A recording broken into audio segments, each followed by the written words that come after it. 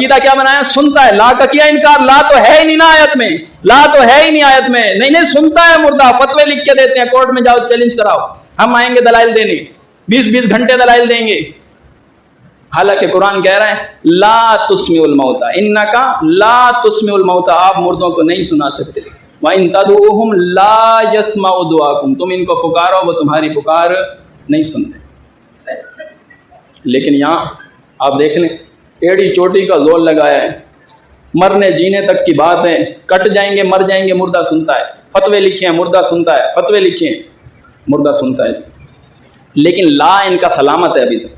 वो जो कलमे वाला है, कलमा इनका सलामत है, मुर्दे को जिंदा माना है, कलमा इनका सलामत है। हालांकि पता नहीं कितने ला का इन्होंने इनकार इसी अकीदे की बुनियाद के ऊपर किया। बताएं कहां से ये इनकार अपना दुरुस्त करेंगे? जब तक अकीदा यही होगा कि ये मुर्दा सुनता है, मुर्दा सुनता है। ला कहां माना इन्होंने? इन्ना का ला तुस्मिउल मौता किधर माना?